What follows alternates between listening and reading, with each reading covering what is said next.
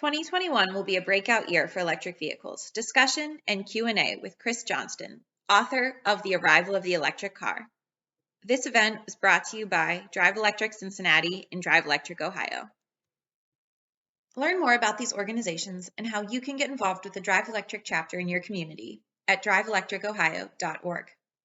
And now, on to the event. We decided to write the book for a couple of reasons. First, I have spoken to many EV owners of different makes and models, and I've found that their opinions are overwhelmingly positive about their cars. They really love them. They realize they're not always perfect, but the pros greatly outweigh the cons. However, when I speak to a lot of prospective EV owners, there's sometimes apprehension, and I found that that's for a couple reasons. Sometimes people have old information, which is understandable. It takes time for information to propagate through our society, through our social networks, but sometimes you'll hear them say, well, I really like the idea of an electric vehicle. I like not having to get gas anymore. I like the fact that they're good for the environment, but they only get 100 miles of range. Well, okay, again, that's an example of some old information. But the other reason is a bit nefarious, and there is a misinformation in the market about electric vehicles. A lot of it has been put there by special interest groups that are trying to slow the adoption of EVs. So the first reason we wrote the book was to try to get the truth out. The other reason is that currently there are about a dozen mass market electric vehicles available in North America. This year, there'll be over 24, a variety of sedans, and I think what's really exciting is the number of new form factors like SUVs and pickup trucks. I do believe that 10, 15, 20 years from now, we are going to look back and see this as a turning point. So our primary goal was to write a book that's objective, fact-based, and non-political. I think we all deserve some of that these days. And we wanted to have an overview to help folks make an informed decision. So regarding being at an inflection point, in addition to the new vehicles that we expect to see, we're seeing a much greater demand for electric vehicles. For example, the Tesla Model 3 was the best-selling luxury vehicle in the United States in 2019. There are 26 cars in that category. Some of the examples are the BMW 3 Series, the Audi A3, and the Volvo 90 Series. But what I think is even more telling is that during the first quarter of 2020, the Tesla Model 3 became the #1 selling car in California, displacing the much cheaper Honda Civic. And it was the 3rd best-selling car of the year. It's a really amazing accomplishment and for some reason underreported. So on this slide, we have a variety of different cars, a picture of each that's going to be on sale or coming on sale this year. I'd like to highlight a few of them. But first off, all major automakers are betting the farm on electric vehicles. One example is that this is the first time in 55 years that Ford is going to use the Mustang badge, their most valuable, on a new car. And it's an EV, the Ford Mach-E. Another vehicle I'm really excited about is the Lordstown Endurance out of your neck of the woods. There are two things I really like about the Endurance. First is it has the potential of having best-in-class performance, especially when it comes to horsepower, because it has 4 independent motors. The other thing I like about it is that it is a normal-looking vehicle. And, I think that's really important for EVs. Electric vehicles do not need to look like futuristic space buggies. They should look normal. And granted, they should look sharp, they should be desirable, but they do not need to be over the top. One of the other exciting entrants is the Lucid Air. Lucid is a new car company out of Northern California. They're a startup that's raised over $1 billion. The Air is a gorgeous vehicle, and it's positioned to compete against the Tesla Model S. Another car is the Polestar 2. Polestar is a wholly owned subsidiary of Volvo. They're headquartered in Gothenburg, Sweden, so they're going to have the Volvo design DNA. However, the Polestar 2 is going to be manufactured in China at the facilities of Geely. Geely is the parent company of Volvo.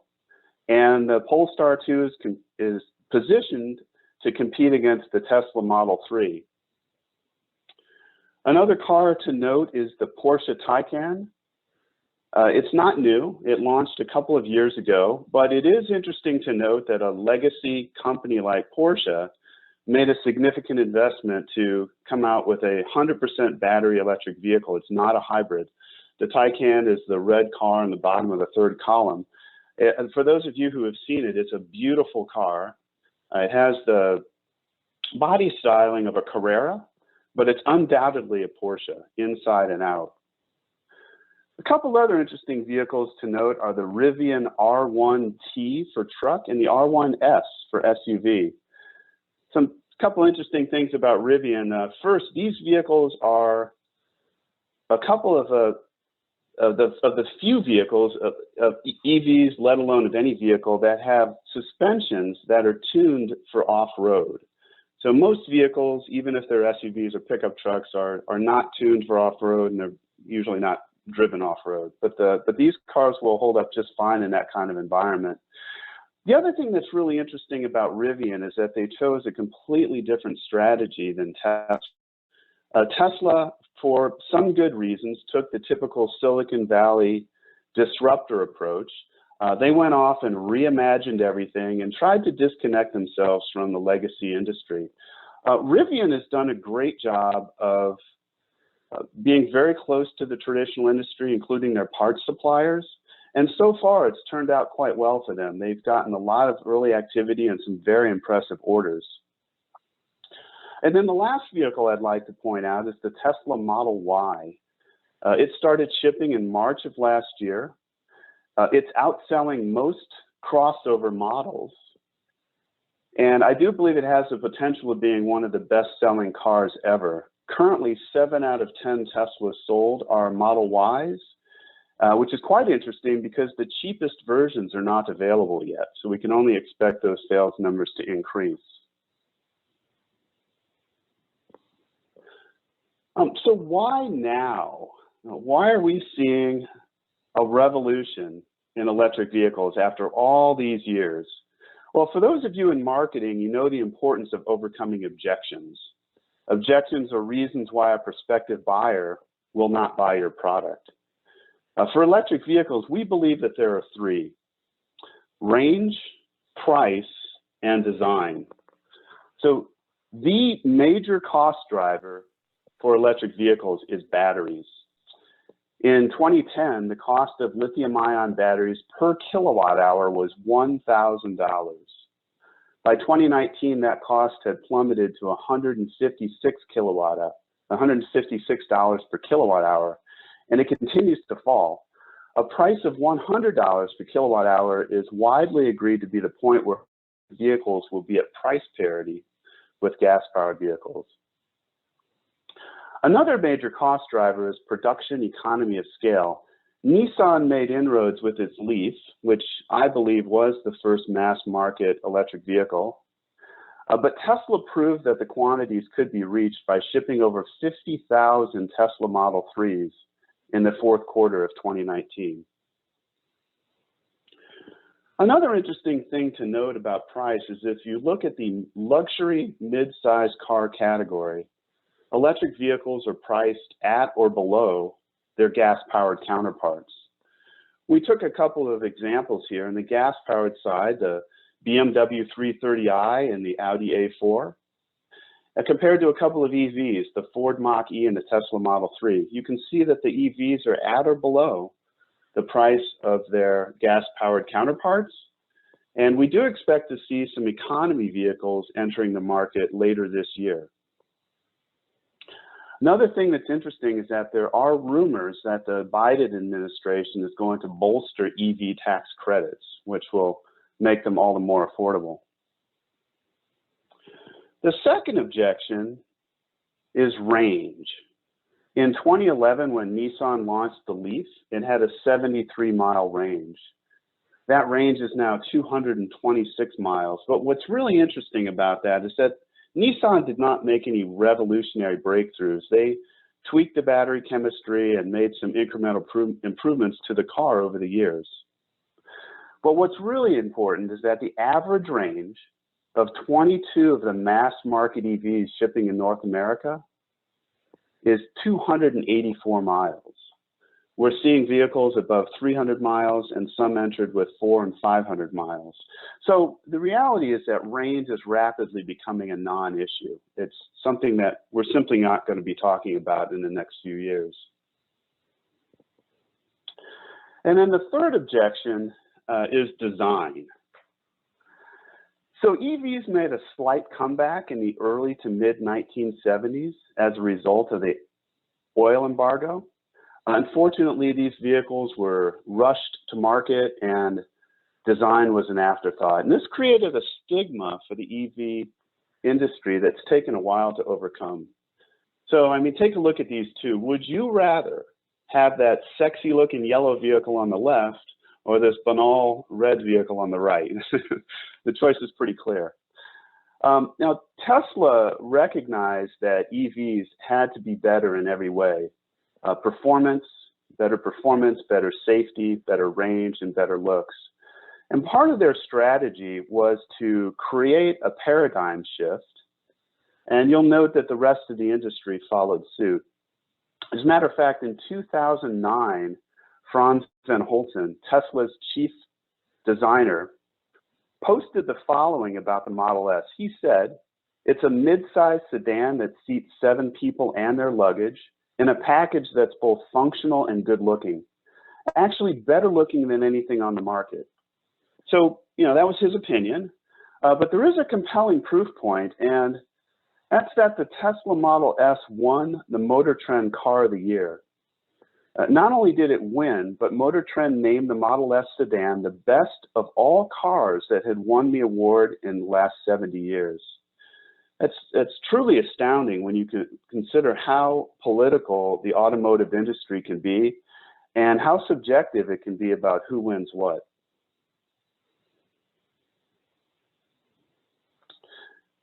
We wanted to include a chapter in the book about the history of electric vehicles. They do have a really interesting history. It all started with Michael Faraday, who built the world's first electric motor in 1821. And that resulted from his prior discovery that a magnetic field can generate an electric current. Either Robert Anderson from Scotland or American Thomas Davenport invented the first electric car around 1835. What's really interesting is that 40 years passed from the creation of the first electric vehicle to the first gas-powered car. And the first 6 recorded land speed records were held by EVs. As a matter of fact, an EV was the first vehicle of any kind to drive faster than 100 kilometers an hour. That's about 62 miles an hour. That's the vehicle shown there on the left. I really like it because you think about back in the day, that would have looked really futuristic. It has this streamlined torpedo-shaped form factor, and yet the driver is kind of sticking out of the top. And one of the first successful EV manufacturers was Baker Electric. Their first model was the 2-seater Imperial Runabout, and Thomas Edison bought one of these as his very first car. In 1909, Emil Grunfeld, an engineer with Baker Electric Vehicle Company, drove his Baker Electric Roadster 160 miles on a single charge. And this would have been impressive in 2009, let alone 1909. And lastly, the 1912 Baker Electric Victoria was used by 5 first ladies of the United States. Back then, women really liked electric vehicles because they were quiet, clean, and much more reliable than their gas-powered counterparts. Does that sound at all familiar? So there are a variety of advantages that electric vehicles have over their gas and diesel powered counterparts. The first is performance. They're very quiet, and being quiet really creates an enjoyable experience. You'll notice that you can hear music much better. You'll really enjoy your stereo. It's easier to talk and converse. And you don't really notice just how loud an internal combustion engine can be, even in a luxury car. But when you take that out, it's quite a compelling difference. Of course, electric vehicles have very impressive performance when it comes to acceleration. It's not just that they're fast, but it also creates an enjoyable drive. When you touch the accelerator, the car moves instantly. You do not have that mechanical lag from a gasoline-powered car. And you'll really notice that if you switch back and forth from an EV to an ICE vehicle or an internal combustion engine vehicle.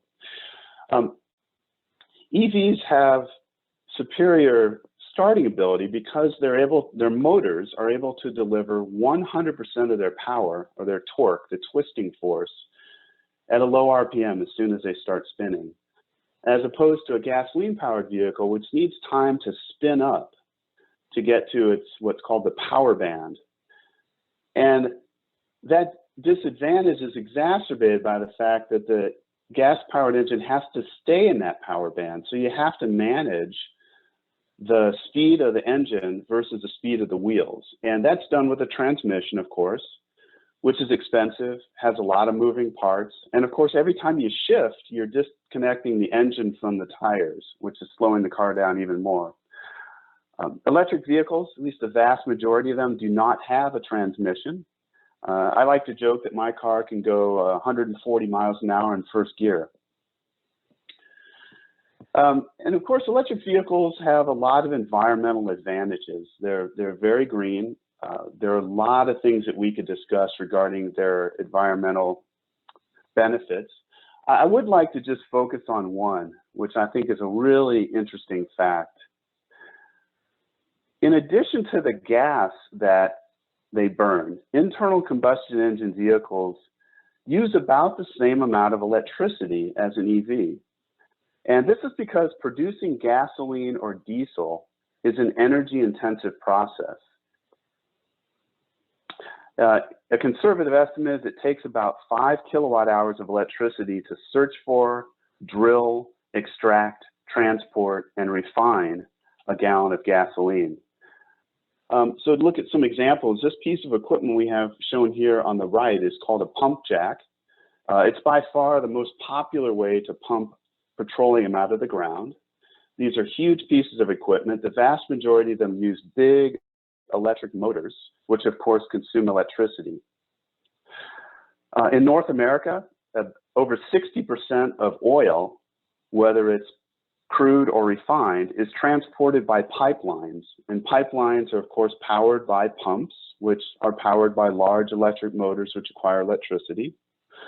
And of course, refineries use a lot of electricity. You can just look at them and see they're lit up more than Las Vegas. And the funny thing is that the lights require the least amount of electricity. You have heaters, pumps, solenoids, control panels, all kinds of things in these refineries require electricity. So whenever you burn a gallon of gasoline, you're also consuming the electricity that was used to produce that fuel. I think that's pretty crazy. Another great advantage of electric vehicles is their low cost of ownership and their reliability. Sometimes I just feel like I'm cheating by owning an electric vehicle. The typical EV owner will find that an internal combustion engine is about 4.5 times more to operate and maintain than a comparable electric car. You'll save about $5,000 in 5 years. The major cost drivers are fuel, brakes, and oil. So good rule of thumb is it costs about $3 to drive your typical electric car 100 miles. And of course, that's a fraction of what it would cost to purchase fuel. Because of regenerative braking, we're finding that EV owners are getting 150 to 170,000 miles out of their brakes. Many do not need to replace the brakes at all. And of course, you don't have to do oil changes. Not only do you not have to pay for oil changes, you don't have the hassle of scheduling an appointment and then having your car out of service. And another interesting comparison is that the typical gas-powered vehicle has over 2,000 moving parts in both the engine and transmission. You think about the engines, there's the piston, the crankshaft, the camshaft, the valves, all sorts of pumps, bearings. And of course, the transmission has a number of parts as well. Every one of those moving parts is a potential point of failure. Typically, an electric vehicle has less than 20 moving parts. And we pulled together a list of the most common repairs that you need in a gas-powered vehicle. This is from Kelley Blue Book. So if you own an electric vehicle, you will never have to worry about replacing an oxygen sensor, never have to worry about a thermostat failing, never have to worry about spark plugs, because they simply do not exist. And another big advantage of electric vehicles is safety. The United States National Highway Traffic Study tests car models and assesses how safe they are. In their 49 years of testing, the Tesla Model 3 is the safest, meaning it has the lowest probability of injury in a crash. And you could say, well, okay, that's a fluke. But the number 2 and number 3 cars are Tesla Model S and Tesla Model X. And this is not meant to be a Tesla commercial. The fact is that most EVs are inherently safer for a couple reasons. First, due to their typical battery placement, electric vehicles have a lower center of gravity than a gas-powered car. Having a low center of gravity makes an EV much less likely to roll over. This is important because according to the U.S. Department of Transportation, rollovers have the highest fatality rate of any kind of crash. Also, a common cause of injury in a head-on collision is the internal combustion engine being pushed backwards into the passenger compartment. An electric vehicle motor is smaller and lighter than a gas or diesel engine, meaning it's much less likely to have that heavy metal pushed back into the passenger compartment, causing injury. It also allows the EV designers and manufacturers to increase what's called the crumple zone. That's an area in the front of the car that can absorb energy in the case of a crash and absorb that energy instead of having it transferred into the passenger compartment.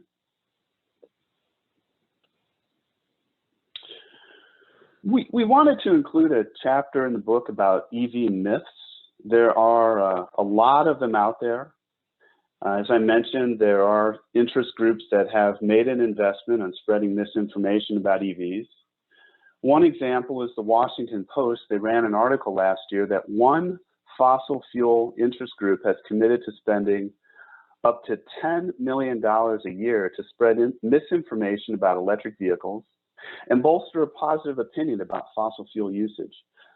$10 million is a lot of money that can have a significant effect when it's focused on such a narrow niche target. So there are a lot of myths floating around out there, and we don't have all night, so we picked a few of our favorites. The first falls into the category of the more audacious a mistruth, the more likely it is to stick. The first one is that electric vehicles are not greener than gasoline or diesel-powered cars. So yes, in some cases, fossil fuels are burned to generate the electricity used to charge electric cars, but this highlights two of electric vehicles' many advantages. They're much more efficient than gas-powered vehicles, and the electric grid is getting greener.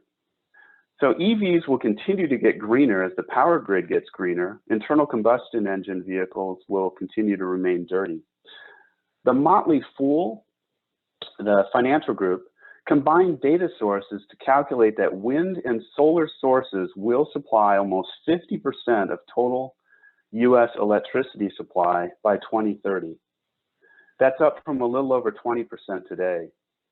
Also, the US Department of Energy found that electric vehicles convert about 77% of received electricity from the grid to power at their wheels. Conventional gasoline vehicles only convert between 12 and 30% of the energy stored in gasoline to power at their wheels. This makes EVs 2 to 3 times more efficient than gasoline-powered vehicles. So even if electric cars are recharged with electricity generated from fossil fuel-based sources, their motors are much more efficient at transferring that energy stored in the batteries into motion. That means much less waste and a much better deal for the environment. Another myth is that there are not enough public charging stations. Well, the first thing to note is that most EV owners charge their cars at their home or their apartment if they rent. So you cannot really compare the number of EV charging stations to the number of gas stations. It's just not an apples to apples comparison. Also, the US has more than 20,000 electric car charging stations with more than 90,000 connections. 2 years ago, there were about 16,000 public charging stations with only 61,000 connections. So it's grown 50% in 2 years. But what's more important is that the ratio of EVs on the road has kept track with the number of charging stations. So it's really important that that ratio stays in sync.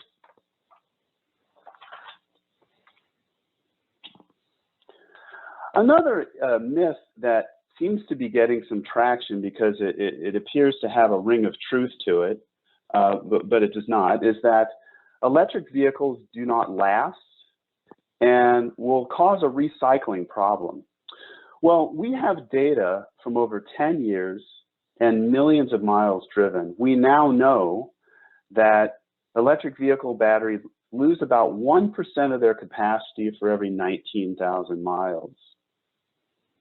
So even if your car were to last for 300,000 miles, which is really unlikely, your battery would still have about 80% of its capacity. It's also interesting that many used electric vehicle batteries will have a post-vehicle life, being utilized for power grid storage. That's what you see here in this photo. This is a huge power bank that was installed in southern Australia. We're seeing these go up all over the world adjacent to hydro, solar, and wind farms. We also have good reason to believe that EV batteries, once they reach the end of their useful life, will be recycled at a very high rate. One reason to believe that is that lead acid batteries currently have a recycling rate of 99.3%. That's one of the highest recycled consumer products. Of course, EV batteries, the lithium-ion batteries, have more expensive materials, which means it's probably more likely that they will be recycled. Another thing to keep in mind if you're a prospective EV buyer is that the U.S. Department of Transportation has mandated that all electric vehicles in the United States have an 8-year or 100,000-mile warranty. Now, keep in mind that the vehicle might have several warranties. It might also have a bumper-to-bumper warranty or a warranty for the powertrain, but the battery itself will have an 8-year, 100,000-mile warranty. And the last myth that we wanted to touch on is that the electric grid cannot support millions of EVs. So research from the National Renewable Energy Lab concludes that the existing grid can support EV charging load and the demand that would occur if 25% of the cars on the road were electric. So currently we're up to about 2%. So we still have a ways to go before we even have to touch the grid.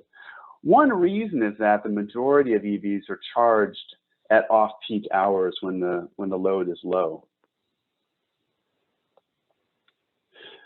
One other chapter that we added in the book was to help folks understand what it's like to own an EV and the preparations that they might want to make. One of the obvious areas is charging. So there are 3 types of charging. They're referred to as level 1, level 2, and level 3. Level 1 requires 120 volt input. That's what you get from your typical outlet. And it'll take about 14 to 24 hours to charge your vehicle. Level 2 charging is also available in a residential area that requires a 240 volt input. And That's typically what your clothes dryer would be plugged into, and that'll charge your car in 4 to 5 hours. And then lastly, there's level 3 charging, which you typically only find in areas that are zoned for commercial or industrial use. It requires a 480 volt input, and it'll charge a typical car in about 30 minutes. What I think is really interesting is that this is not linear. You go from roughly 24 hours down to 30 minutes.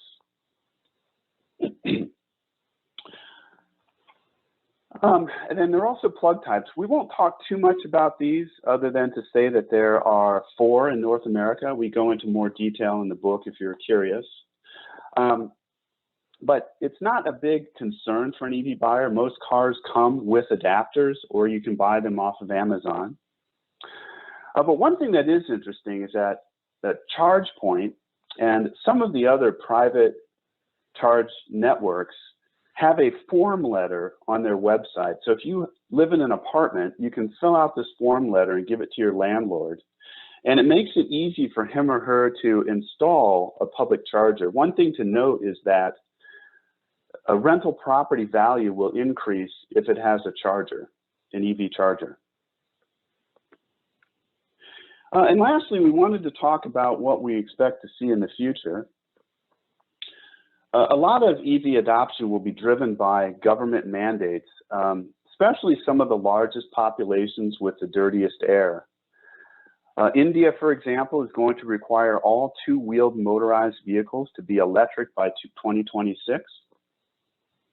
China is considering a goal of having 60% of all automobiles sold in the country be electric. Now, their definition of electric is that it can be pure electric, plug-in hybrid, or fuel cell. But these have global implications. Obviously, China is the first or second largest market, depending on how you want to look at it.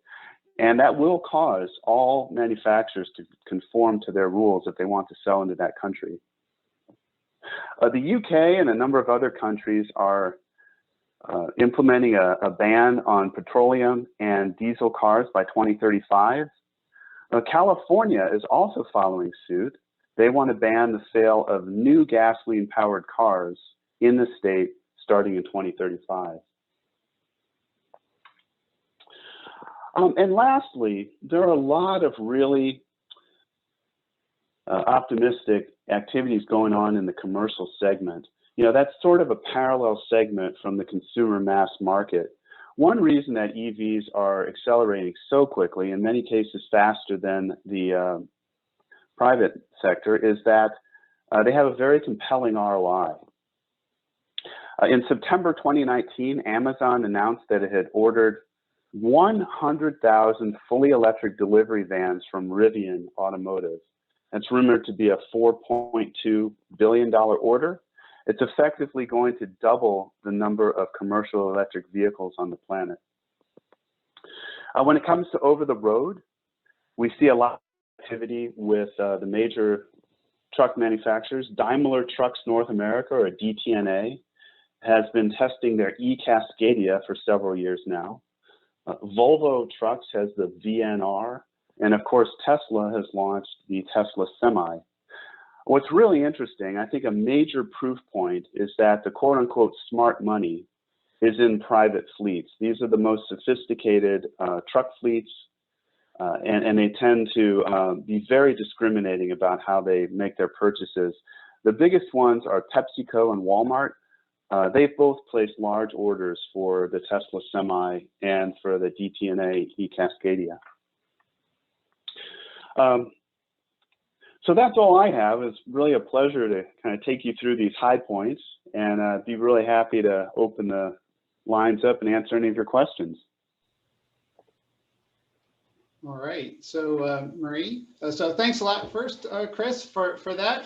It's great covering a broad swath of EV territory for folks. We do have on the call about 1/4 people who do not actually own an EV. So for them that are thinking dipping their toes in, it's really helpful, I think. And then for folks that are already EV owners, it's great to see it put into the into this kind of succinct form like that.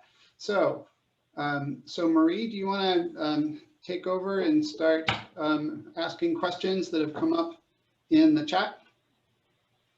Absolutely. So we have lots of great questions, so keep them coming. We'll do our best to get through all of them. I think Chris has offered to stick around a couple extra minutes if we go over, so let's get started. First question, when do you think we'll move from early adopters of EVs and EV technology and move into more mass marketing? Yeah, it's a great question, and I worked for years in Silicon Valley, and I'm a big fan of the Geoffrey Moore's Crossing the Chasm. When you look at the product adoption life cycle, you have the innovators and early adopters, and then this chasm before you get to the early majority, late majority, and laggards. And that thing in between is called the chasm, and that can often be the death of new technologies and startups. It's very clear that EVs have crossed the chasm, and we're now starting to sell to what we call the early majority. And that's a really great sign, because the early majority tend to be, quite frankly, people like myself. They are kind of thrifty. They don't want to make an investment for the sake of buying new technology. They want to see things proven out. And I think just by looking at the manufacturing numbers that we're seeing today, we've hit the early majority. Now let's hope that we continue on and go up that curve and see the volumes increase. Absolutely. We actually got this. Oops. Sorry, I'm just going to point out that for some folks, there's regional variations on that, Chris. So, you know, in the Midwest, I think there's quite a few folks who know folks that have never seen an electric car, or at least they don't know anybody who owns one. And so I think that some regions are earlier on that diffusion curve than others. Yeah, I agree with that. I also agree with your supposition, Gary, that the prices need to be a little lower. If you're in the market for a luxury car, the EVs are at parity. But when it comes to that lower segment, it's really the price. I think we know we can't convince people to buy a car because it's going to be cheaper to own in the long term. But I think one thing that's really interesting to note, I find this hard to wrap my head around, but the average price of a car in the United States is around $35,000. It seems really high to me, but that's what the numbers say. And that's really where you're seeing the majority of the EVs coming on the market today. Yeah, and to your point, Gary, I think the more folks see EVs on the road or see their neighbor buying one, the more likely they're going to feel comfortable to buy one as well. I think there's a bit of a difference between metropolitan areas and rural areas in that same discussion you've just had. Yeah, I agree, and I think that's why I'm personally very excited about seeing these new form factors come out, if you want to call them that.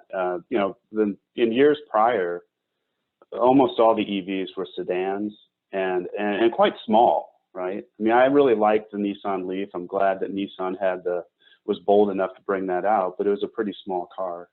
I think in the rural areas, you're going to see a lot more adoption with these trucks, especially the normal-looking ones like the Rivian and the Endurance, as well as a number of the SUVs that are coming out.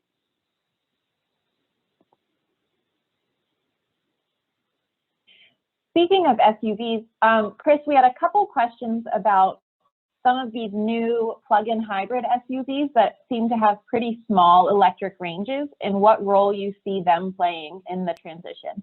Should we just be focused on all electric, or where do PHEVs come into the conversation?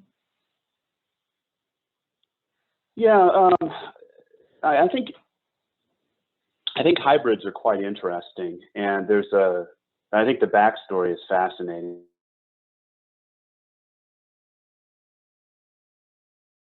Going to go away once you find EVs getting better range and a lower price. But you know, the main reason we have hybrids is because of automotive dealer groups. So the traditional automotive dealers are not only dependent on their dealers, but more importantly on these big dealer groups that carry multiple brands. Dealers make about 80% of their revenue, 80% of their profit from the back of the store, meaning performing maintenance. They make a razor thin margin on sales. And they really do not like battery electric vehicles because obviously they don't make the revenue from maintenance. And so the hybrids were a way for the automakers to kind of shoot it down the middle, give consumers what they want with the battery, the motor, and the longer range, but then also be able to satisfy these automotive dealer groups. And the automotive dealer groups, quite frankly, were successful. They slowed down the adoption of EVs, but now the numbers are becoming so compelling that I think you're going to start seeing the hybrids start to disappear, and they're going to be replaced by more and more battery electric vehicles. The cat's out of the bag, if you will. Yeah, but another benefit to a hybrid in the early days was an insurance policy for range anxiety. And I think that's kind of going under the table now. Yes, right. Yeah, and like I said, I think in the very near future, I think less than 24 months, range is just not going to be an issue anymore. But yeah, you're absolutely right. 5 years ago, if you only had 150-mile range, it just wasn't enough to convince most people to buy a battery electric. You needed something in there to compensate for that. But the point is that as a former engineer or recovering engineer, I look at hybrids and I just look at them as being overly complex because you have both drivetrains in one vehicle. I mean, that's just not the cost-effective way to go. Eventually, you want to pull out that electric and just go with a much simpler and more reliable EV powertrain. Mm. Speaking of dealers, we've had a bunch of questions about dealers. So what are your thoughts on what can be done to get OEMs more ready to ship EVs to non-ZEV states?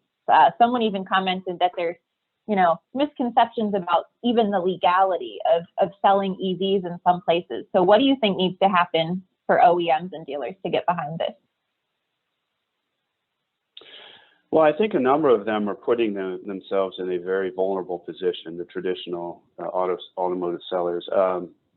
It's a bit of a generational thing. I think some of the older generations are used to going to a dealership, kicking the tires, quote unquote, negotiating a better price. But younger generations, of course, are very comfortable buying clothes and any other item online, off Amazon or elsewhere. And that's really the model that the pure EV manufacturers have adopted because they do not have to satisfy their dealer groups. And I think that puts them in a real advantage. Tesla, Rivian, and Lucid will all allow you to buy a car online. The price is what it is. There's no negotiating. And it's really amazing. They will deliver it to your home. So that's a really appealing sales model, which I think that's going to happen going forward. What I think the question is whether or not the traditional automakers are going to be able to conform to this new model and match it, or if they're going to have to be stuck in this old model, which I believe is going to put them at a disadvantage. It's also, if you just look at the cost of sales, it's obviously very expensive to have a dealer network. It's very expensive to have salespeople to whom you have to pay a commission versus selling something online. Speaking of some of these new startups or market disruptors like Tesla and these folks, what do you think about some of these new models like the Cybertruck or someone mentioned the Aptera, some of these, EVs that are designed to be different? Do you think that's the right move? Well, I think innovation is always good, but I do believe the design has to be, you can be cutting edge without going too far over. I'll tell you, when I first saw the Cybertruck, I was a bit shocked. A friend showed it to me, and I thought he was pulling my leg. But if you can get beyond how the vehicle looks, it's incredibly practical. And Tesla has also done. I don't want to make this a Tesla advertisement, but I think when they do a good job, they should get credit for it. The Cybertruck is really revolutionary for one reason, and that's that Tesla is going to drive a ton of cost out of manufacturing that for two reasons. One, it does not need to be painted, and a paint shop is typically $150 to $170 million. Tesla has 3 factories now, and so that's about $1 billion investment that they won't have to make, or close to that. But the other thing that's really interesting about the Cybertruck is that for the last 100 or so years, trucks have been built, a chassis, a body is put on a chassis. The Cybertruck, because of this cold rolled stainless steel, it's very, very strong. The strength is coming from the body. They call it an exoskeleton. So you can drive out a ton of cost from the chassis. And that Cybertruck, whether you like the way it looks or not, it is destined to have the best value. I mean, they think they'll be able to sell it for $35,000 to $40,000, and it'll be comparable to a $60,000 to $80,000, Ford F-150 or something else in its class. So that's pretty cool. And for those of us who are getting a little older and we don't like picking things up on top of the car, it's so cool the way it has this little ramp that comes out of the back, and you just roll everything up and you're done. So they again did a great job of questioning everything, redesigning everything. We'll just have to see how it sells, because the looks are, let's just say, unique.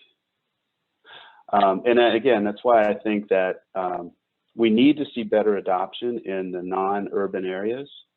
And I think the Lordstown Endurance is really going to meet that. I love the Rivian, but it's a premium priced vehicle, and it's not what I would call utilitarian. If I look at the typical vocational construction site, I picture an Endurance being there, and so I wish them well. I really hope they do. They succeed. Yeah, I hope you're right. I hope they are able to bring the manufacturing price way down, and that we'll be able to see some affordable EV pickup options. We had lots of questions about, the affordability of EVs and used EVs specifically. We're starting to see a used EV market develop. So what are your thoughts, Chris, on battery replacements and, using that as a way to extend battery life and extend range on some of these older vehicles? Yeah, so the affordability, I think the cost curves are undeniable for two reasons. One, we've seen them go from $1,000 per kilowatt hour to what will probably be $100 this year, and they're going to continue to plummet. There's no reason to think otherwise. Also, what's amazing about that is it's all lithium-ion technology. No major breakthroughs in the chemistry. Kind of just iterating and optimizing what they have.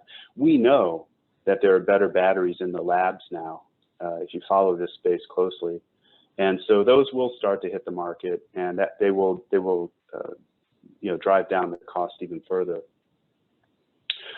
For used SUVs or for used vehicles, again, the data is very clear that the battery degradation is not nearly as bad as what was anticipated even 5 years ago. So the batteries are really holding in there. And we are seeing that used electric vehicles are holding their value. And as far as battery replacement, we have seen some moves from the EV OEMs to sort of get ahead of that issue and just take it off the table. So Nissan will replace the battery in the Leaf for, it varies from region to region, but they replace it for about $5,000 plus labor, which I believe is $1,000 to $1,500. And effectively you'll have Tesla was doing the same thing, but charging about $10,000. And they pulled that off the table because they haven't had a lot of takers.